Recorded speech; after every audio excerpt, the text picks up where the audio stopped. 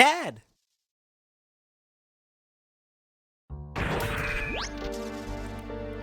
I feel like I'm gonna have a bonus episode at some point talking a lot more about Faye's system and how it works and what all went down, because the plot's obviously quite confusing. Not confusing, it's very detailed. A lot happened and it's explained out of order. But now we have all the pieces, so at some point I want to go back and talk about that. Dad, are you okay? Dad, I'm sorry, this is all my fault. Faye? You've returned to your own self. You've become one. Yes, thanks to you all. If all of you hadn't called out to me. Dad! Don't worry. This is good. This is, after all, Dad? You and I must become one. Huh? Gruff, what's going on? I reached the limit of the body I possessed on that day 3 years ago. I required a body that would tide me over until your true awakening. That is why I acquired the body of your father. Regardless of your awakening, your merging, and the inherited memories you had acquired. There was no way for you to know of this, since you had lost your memory at that point. At the point in which I merged with your father. Impossible. What about wise men? What about father? Of course they were just parts of me. I couldn't hold on to Khan totally. His ego was far stronger than I imagined. When my control weakened, he showed himself to you as Wiseman. You have awakened. This body is now useless to me. Now I must return to my original body, the reincarnation of my body that you inhabit. Stop it, Dad! I hear you, Faye. You see, he and I are one. I am Khan. Khan is me. He has become one with me, so you too should open your heart and unite with me. Then we can go on to eliminate everything. No, I can't allow you to control me.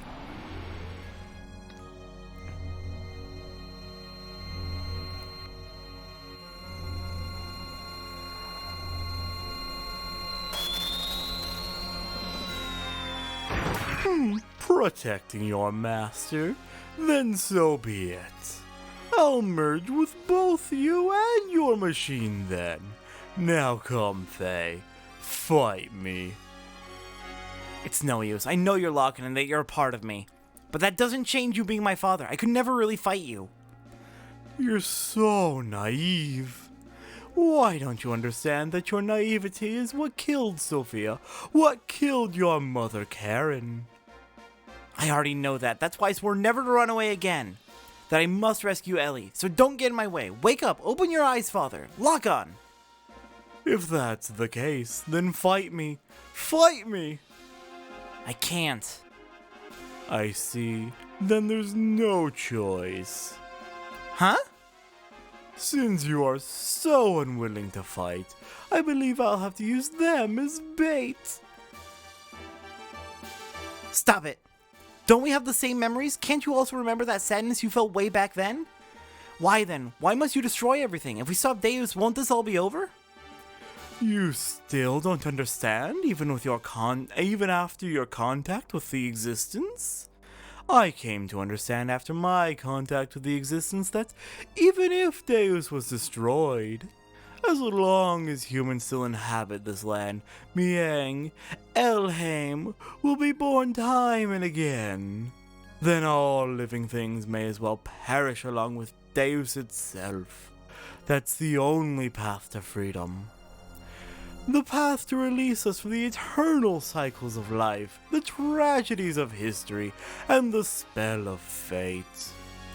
Once I awaken Deus as a weapon, I'll obliterate all living things. Then I'll use your awakened self and use that machine to return everything to nothing. That's what I concluded. Miang and Elheim are not just Deus's mouthpieces. That woman is its main body. Why can't you see that? That's not true. She gave her life for me by shielding me from harm. Her eyes weren't Miang's. Mother came back to the last moment. Miang, Mother, even Ellie, we're all humans born on this planet. Deus doesn't matter. You'll see. I'll bring Ellie back. Father, no, Gruff, lock on. If you won't back down. Never. Then I have no choice. The time has come to truly become one. That's the longest I've ever had to do Groff's voice. Holy shit. Oh god, okay. Well then, Groff. It's time for a fight against True Veltal and our brand new gear, our brand new Omni gear, Xenogears. The most powerful gear in the game. Thank you, Zohar, for this wonderful gift. Thankfully, with our very, very upgraded gear, Groff? You don't stand much of a chance, though we're not doing too much damage right now. The main advantage of Xenogears is just take a look at the hyper mode percentage. As long as you're in Xenogears, it has a locked 99.7% odds of getting into hyper mode. So basically all we need to do is get into level 3 attack, and then on the next turn, we will almost certainly be in hyper mode. And now, it's time to rumble. Starting off with the Kosho X, see what this does in Xenogears. Rapid fire punches, I love it. Next up, Goten X.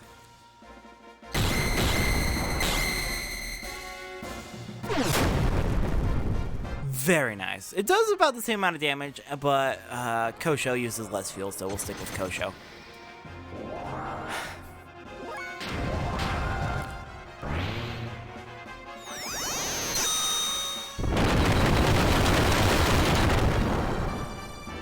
And Groff goes down.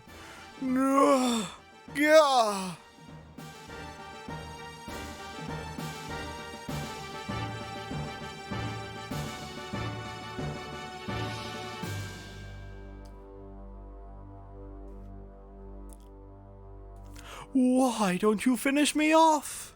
If you don't get rid of me, then you cannot get what you want. It's alright, Dad, I understand. You are not Groff. You're my father. You and Groff are one. Your will and purpose will never change.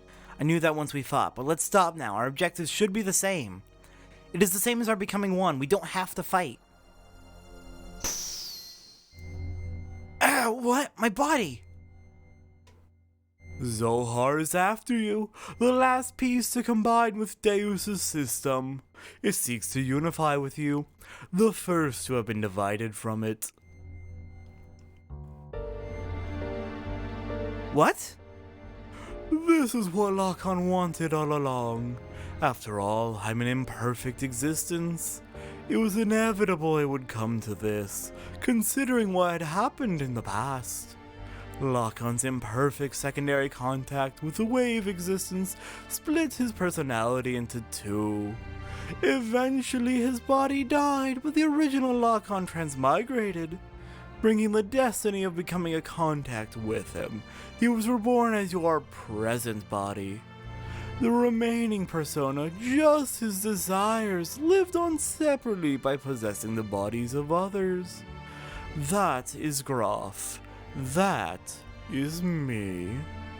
I may have inherited Lacan's will, but I'm not the same as the contact Lacan.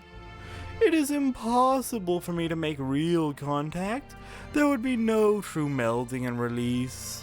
Even though our bodies may be different, I am still half of you. That fact remains. Although I'm imperfect, I can merge temporarily with Zohar and thus may be able to buy you some time. This is the only way I can be one with you. This is all I can do. Deus' system will start to look for you again. Before then, you have to destroy the newly perfected Deus and this Zohar modifier. You're the only one that can destroy the physical barrier that encases God's body. Dad! As you said, that was Karen.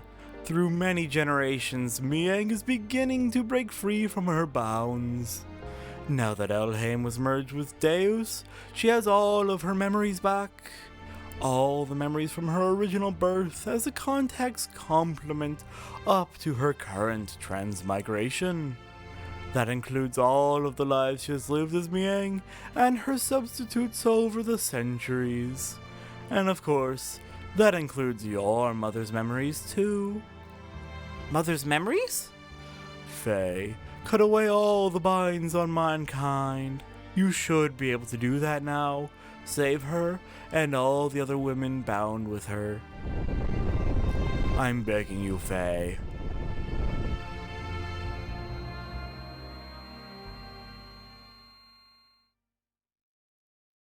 Rest in peace, Gruff, and rest in peace, Con. God, we finally get Faye's dad back! Well, turns out we've had him for a while, and he... What's this? This pendant. Is this Sophia's or my mother's? It's nothing. I'm just talking to myself. I'm sorry for all the trouble I've caused everyone. Thank you all so much. Anyway, let's get going. There's little time left now, for me and for our planet.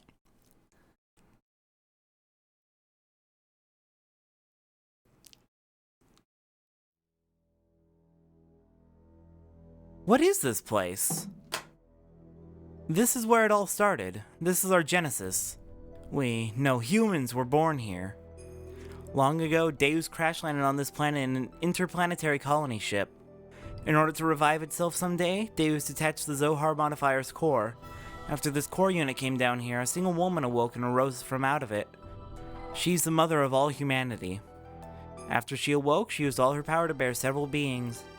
These would become the ancestors of the whole of humanity. These were the Emperor and the Gazelle Ministry. Finally, she gave birth to replicas of herself to be humanity's caretakers. Two selves, the human mother and the weapon, the subject and the complement. That is Ellie and Miang. I, the sole survivor from the colony ship, met Ellie and everything started from there. The land of Genesis, Kadomony, this is that place. Yeah, but Faye, even with your shared fate with Deus, why do you have such ancient memories? It's complicated! Usually human memories cannot be passed down through the generations. Humans do not normally have the ability to compress and store memories in their introns. But Ellie and I, and Miang, are different. Due to our connection with the wave existence, that is, due to Zohar's ability to change possible phenomena, we can clearly store data in our introns. Okay. Does this work? Does this function similarly to what they do in Steins Gate with the memory time travel device? I think it works the same way. In other words, sci-fi bullshit, but I love it. In other words, we can leave behind memories to be inherited by our descendants. Briefly explaining, it's not really spoilers for Steins Gate too much, but at some point they use a very, very powerful object like the Zohar, in order to compress memories. It's weird and dumb and it doesn't make sense, but we're just gonna roll with it. Just as wave existence is bound inside of Zohar, the information is affixed to me, so to speak, by some power of the wave existence.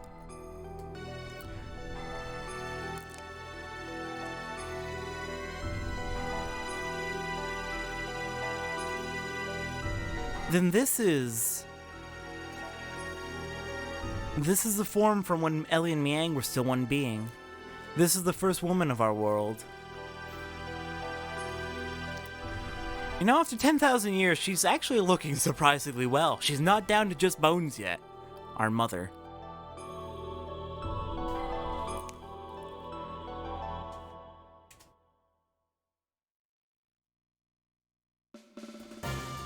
So if we destroy that Zohar thing, everything will be over, right?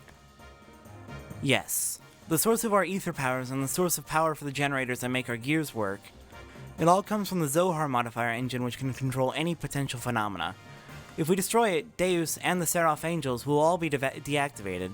And then we should also be able to free Ellie, who has become bound to the Deus weapon system as Miang. Right, Faye? At this point, Faye's the one who knows everything. That must be a weird change of pace for you, C-Dan. Yeah, that's what the wave existence said. But then there's the downside. It'll also mean that we will no longer be able to use our gears or our ether powers anymore. What are those Seraph angels all about anyway? That odd appearance is as if they lack something, as if they are neither living beings nor mere weapons. Zohar senses the human consciousness and incarnates the Seraphs. Human consciousness? Zohar itself involves the principle of uncertainty. Oh no, are we getting into pseudo-science, quantum misinterpretations? I hate this. Don't do this to me, Gabe. The observer's perception of Zohar determines the entity it actually becomes. In other words, I believe that those angels are incarnations of the spirits of people. The people who have been absorbed by Deus to become parts of it. So what merit is there for them to gain in eliminating all of civilization? Is it some kind of hatred for those humans who have survived? Of course not. Those people who were created and assimilated as parts for Deus would not have such intentions. Try to remember what Ellie, when she became Miang, said. The creations of God will someday be a hindrance. That is why they must be eliminated. Yes, that is why Merkava is being used to begin the destruction. But Deus is not following its programming of exterminating all of civilization. The Seraphs, which are terminal interface weapons of Deus, are using their bodies composed of nanomachines to absorb massive numbers of people, and regardless of whether they are dead or alive. It is not discriminating between the mutant and non-mutant people. This is highly peculiar. The fact that the people who are meant to be destroyed are being taken in as well, that is the absolute opposite of what it's supposed to be doing. Maybe there aren't enough parts? Ooh, that could be good for us then. If Deus is... That's unlikely. Aside from those bodies that were just destined to become parts for it, Deus has already acquired the abilities of the nanomachines, can use just about use any material to construct its body. It is obvious it has other intentions in mind. Those intentions, Krelian has called Deus the Mother. If God is the Mother, then those motives are coming from the Great Mother. Impeding the growth of its child, enveloping it, to bring the child back to the womb to become one with... Okay, what are you talking about, C10? Now it's getting weird. So it wants to unmake all the humans it made? It just wants all the organic matter back, then. That is its motive. Such a program does not exist within its design, though. It's probably given this unique will by someone, either from Ellie, who has merged with the Deus, or... Either way, it doesn't change the fact that we have to fight. Regardless of what their intentions are, the problem is how we're supposed to deal with them. You think we can do it in our current state? The secret battleship, Excalibur, will also take part in the final battle. Additionally, the military potential of all the surface forces will assemble here. Even if we can put together a massive force, we still have the problem with the main armament of the Merkava. We need to know how to take that out. As long as we don't do that, Merkava's ultra-long-range cannon has the ability to vaporize any substance. On top of that, they have a barrier around their perimeter that nullifies all attacks. Oh, lovely! We fought against the Merkava many times to try and stop its onslaught. However, we cannot even get close, hence we have had to withdraw every time. Damn it, no matter how much we want to save Ellie, if we can't get inside the Merkava, it's meaningless. To add to that, there's the problem of those Seraphs. They function as the terminal interface weapons for close defense. I can easily say that their attack power is equivalent to the Omnigear class. Oh, lovely, so we have to fight an army of thousands of Omnigears. They even have the regenerative ability due to the nanomachines. Don't be concerned about that. I was able to obtain some data from Xenogears. You see, Xenogears has mutagenically evolved due to its contact with Zohar. Right, the Omnigears are part biological weapon for some reason. Using that data, all of your new gears ought to be completed soon. Additionally, all the other weapons and armaments are being modified to implement the disassembler device. Disassembler device? New invention of yours, Tora? In contrast to the nano-assemblers, which create matter to repair with, the disassemblers have the ability to dismantle or destroy matter. They can even deactivate the nanomachines' restoring ability by disengaging their repair programs. This should be sufficiently effective even against Deus' Seraphs. Alright, even if we can deal with the angels, just how are we going to deal with that Merkava? We can't even get close to the thing. There's no such thing as a perfect defense. There is a way. Look over here.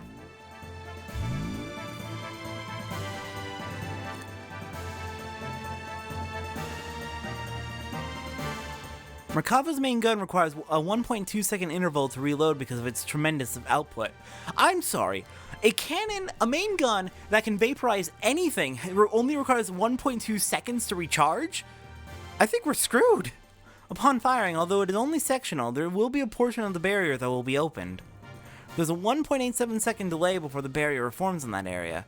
If we can use this window of time to target and destroy that cannon, it'll be possible to close in on it.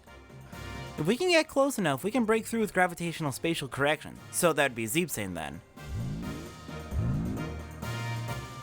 Well, this is a rough idea. Unfortunately, we don't have such a long-range cannon that could acquire a target in such a brief time frame. So what you're saying is we just need to shut that annoying cannon up, right? Oh boy. Bart's got a plan. You want to go head-on into Merkava? Now you're being reckless again. That's suicide. No, listen, we're not going to just rush in. The Yggdrasil IV and this Excalibur are also equipped with barriers. That's what we'll use. Although only for a short time, we can withstand a direct hit from Merkava's main cannon. Bart! You're literally suggesting we get shot! By the cannon that can destroy anything! Then we can close in and watch for that part of the barrier to go down and then destroy the cannon. How long will our barrier last? About 20 or so seconds. That's all? It won't matter how fast we fly. In that amount of time, we'll be without a barrier before we can get within firing range. And those numbers are valid only if the generator's at full drive, right? You can only get those numbers if we sacrifice all of their output and propulsion. I'm not suggesting we go in with guns blazing knowing we're gonna lose. We're going to physically put a lid on it directly. As you've said, the Yggdrasil IV or Excalibur's barrier can't sufficiently defend against Merkava's attack. At least with one generator, that is. Oh, I see where you're going. Meaning? Meaning we can defend against Merkava with twice the amount of time. 40 seconds if we couple the two generators together. This way we can make it into the heart of Merkava. Then what about the propulsion? Just hear me out.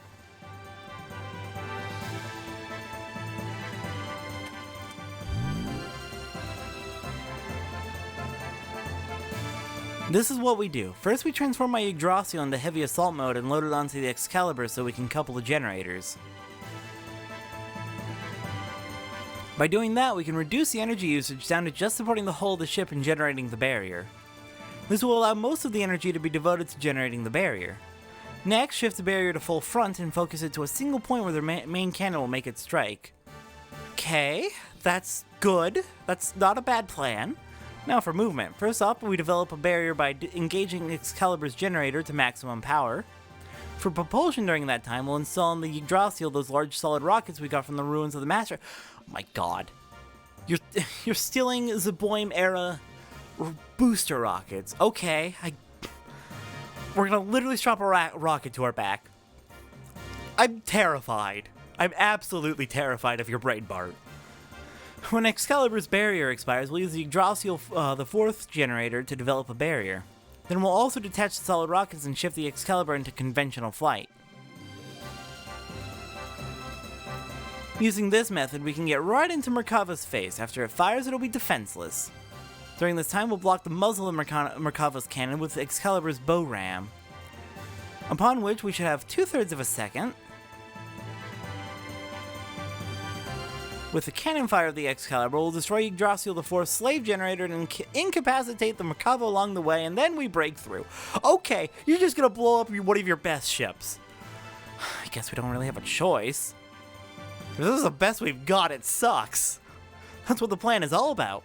The combination of the barriers of both ships storming the Merkava, the timing of the cannon fire of the Excalibur, these are all gonna be crucial. Bart, oh my god. Like, you're absolutely smart for being able to come up with this, but it's also a very dumb idea. Mess up any one of these and the consequences are going to be severe. Hence, it'll be necessary to have both crews in sync with each other. That's why I'd like to place Sig in command of the Excalibur. I have no qualms with that. What do you think, Queen? Will you lend us your battleship? Since there appears to be no other alternative, let's go with that. Please use it as you see fit. But are we not cutting it uncomfortably close? When you calculate the arrival time and the barrier generation time, you'll see what I mean. One minor mishap will put us in a situation where we could run out of barrier power before our arrival. Also, we'll be devoting both generators to keeping the barriers up. Won't that leave us without perimeter defenses? We won't stand a chance if we get engaged by the Seraph Angels on our way to Merkava. We'll hold them off. You can count on us. You guys just concentrate on taking out that main cannon. Thanks, we're depending on you. Alrighty, everywhere else has been taken out. This is the only place that's left. This is going to be the true final battle. Okay, let's do this.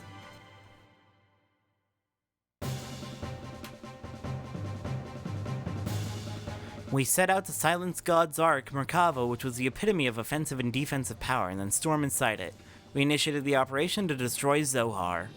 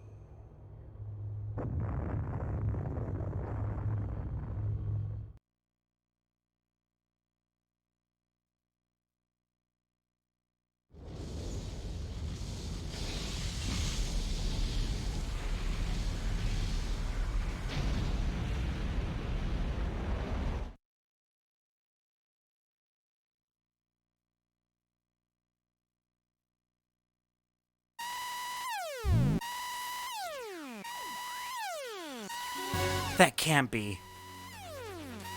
A secondary explosion? Oh no, I should have known better. What a miscalculation. The explosion was too big. It reacted with the main condenser right under the main cannon.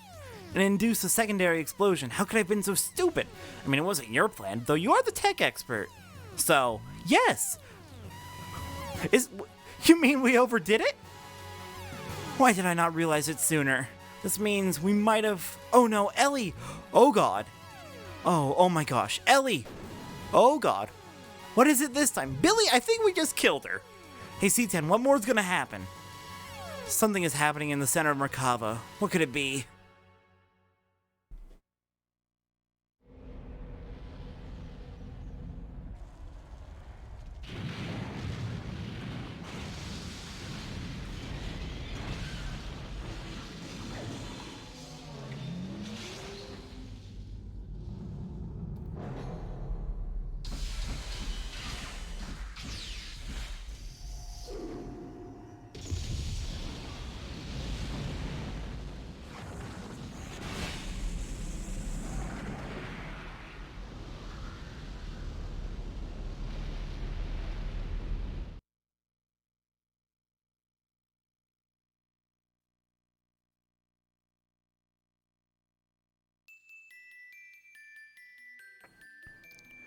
At that time, the earth quaked and shook, and from the location where the Merkava crashed, a giant object appeared. It was Deus's final form. The Merkava was merely its vessel. Deus evolved through the use of Krellion's nanomachines into a planetary-scale weapon and began terraforming.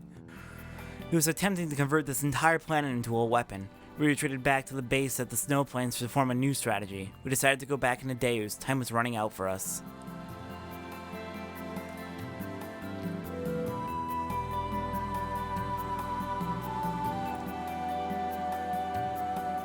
Well, we stopped Merkava, and everything got worse.